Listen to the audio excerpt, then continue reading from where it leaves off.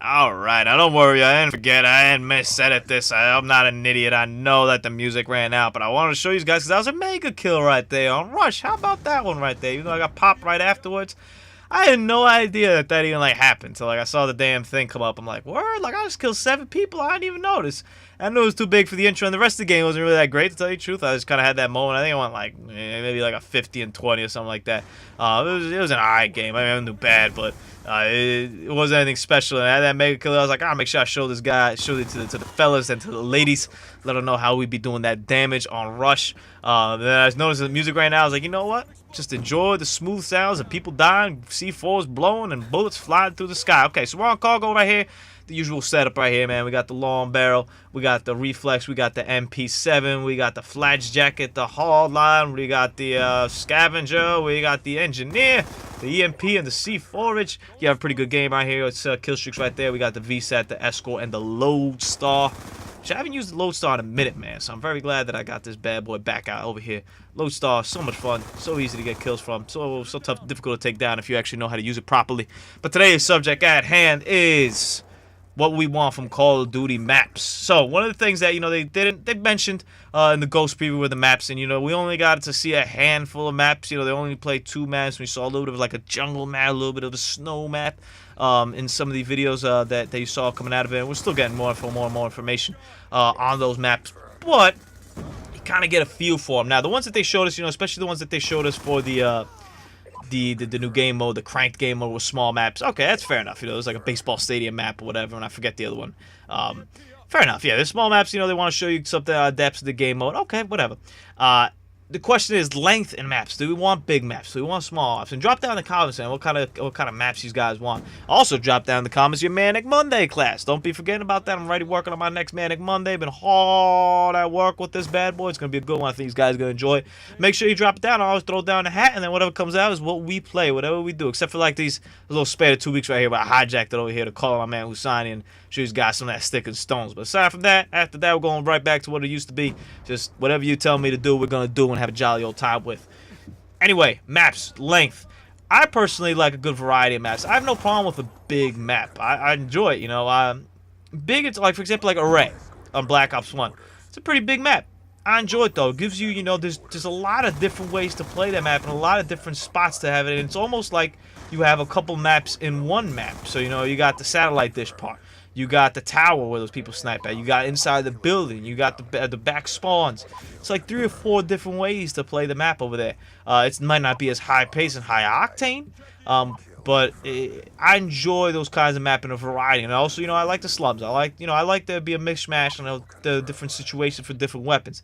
What I do expect is that there are going to be a lot of small maps. And I think, we kind of saw that trend already with Black Ops 2. I'm going with the esports, going with, the quick game modes, like the cranked and whatnot.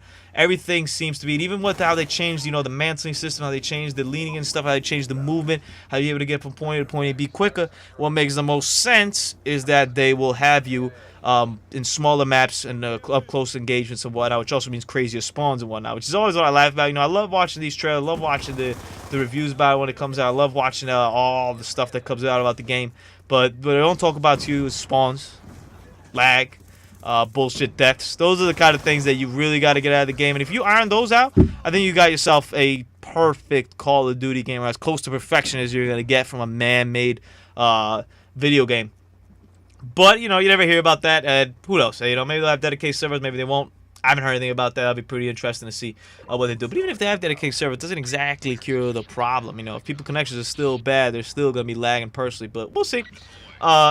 Destructible environments is a big thing that they've been harping us on these maps, so that they'll change these maps. And they showed in the trail, they show you how you could blow up like a wall with C4 and then take cover with it.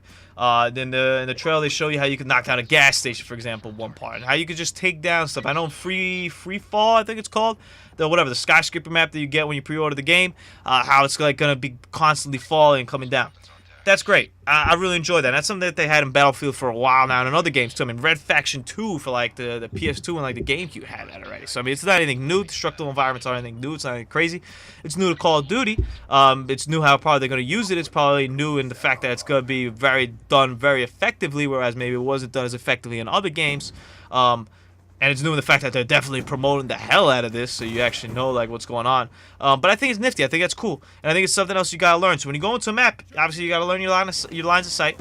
You gotta learn where the locations are. You gotta kind of map it out in your head, and you kind of have to learn where the spawns are. Now you kind of have to learn what's breakable and what's not, and play around that. See where that adapts to whether you're gun or whether you're kill streaks or whatnot. I think that's really cool. I think it adds another layer to the map. I think it adds another layer of complexity, a little layer of difficulty, and another layer where if you play the game and you know what's going on, you're going to have another one-up over somebody who doesn't know what's going on right there. Same thing with you do right now, when you play people who don't know where the spawns are. You have a heads up on them. Well, this would be the same kind of just right there. And I think that's a very good addition to the game, to the series as well. As long as they don't go overboard, as long as you don't as long as you're not able to topple down the whole buildings and whatever. But I'm sure they'll do it well. One thing I did notice, though, is just the dullness of the map overall. And it's kind of an Infinity Ward thing. It's always been just no color, no vibrant. And that's why I really enjoyed the fact that I'm using this cargo game right here, where I had a pretty good game on this. Because cargo itself is pretty dull. I mean, you're walking around a bunch of, cargo tanks, and there's a building. And that sums it up. But there's colors. There's yellow, there's blue, there's orange. The building, there's, a little bit of red. There's colors. There's some sort of life even in this dead map. That's more than you get out of an Infinity War game. Infinity War games, for some reason, they just had the dullest, saddest. They base themselves on realism. They're a lot more realistic, quote unquote, than Black Ops is. Black is a little bit more fantasy. That's why you're able to do the zombie stuff and all that. But they're realistic. They're modern. Blah blah blah. Yeah, but modern doesn't have to mean dull, man. That stadium, man, that baseball stadium, man. That thing looks so dull. I mean, honestly, it looks like they made the map, they had colors on it, and then they just applied a sepia filter to it all. It looked like they Instagrammed it or something. They just put one of those Calvin or sepia filters that just neutralize all sort of livelihood out of it. I don't like it, man, and I hope I'm wrong. I hope, on the jungle map there was some green, so that's good, and they had a snow map and there was some white. And hopefully maybe there's some reds and some yellows and some blues and some greens. But give me something more than just a sepia, just destroyed map. I hope so. I hope I'm wrong. We'll see. I mean, there's going to be 14 maps, they said, and then plus the DLC. So, I mean, you're going to end up with, I don't know, 30-something maps. 40 maps total, probably. They might even give that away one free when they redo something from an old game. Maybe they'll bring Terminal back for a 60th time. So we'll see. But for they showed over there, they're pretty dull, and it's kind of what I've grown to expect out of them. And I don't know. I just don't really. It's not exactly my cup of tea. I like some color on my maps. I like to. We're going 60 frames per second. We're going at 1080p. Give me some color. Let me brag about it. Let me see it. I digress, though. The Odin Strike. So the Odin Strike is, from what I understood, it's a kind of, your Moab, kind of your nuke type deal. You could pick it up from field orders. When someone dies, sometimes they'll leave a briefcase, and those are orders that you have to do. So maybe it's kill 2 people in a row, get 2 killed quickly, kill somebody while prone. And then you get the Odin Strike, which is an end-all, be-all type thing, where it kills everybody on the enemy team and leaves your team afflicted. Okay. I mean, I talked to it about Usani. It seems a little bit too easy. Maybe it'll be a little more difficult. Maybe it's very rare that they come up, which I think is kind of how they'll balance it out. Maybe it'll be very rare that you actually see one of those field orders. But nonetheless, I think it'd be better, you get 20-something kills in a row, rather than you just happen to pick this up and get a kill prone and then kill somebody. I mean, that seemed kind of strange.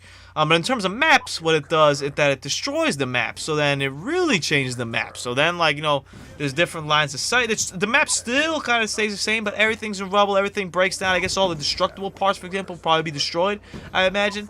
And it's just, it plays like a different map. It gives you that same, feel of, when you had the Moab, where it kind of changes the colors on the map and whatnot. So that's cool. I like that because it once again, it changes the map. It'll make you know that, hey, there's something different here. We got to play as different lines of sight, different whatnot. And I go 76 right here at the end of this game. Pretty good. But I just hope it's not as easy as it seems to get. It seems a little bit strange if it were really that easy to just get it by picking up and getting a kill while laying down. So we'll see. Hope you guys enjoyed the game. Let me know what you think about the maps. Let me know what you think about Manic Monday. Have a great weekend, everybody.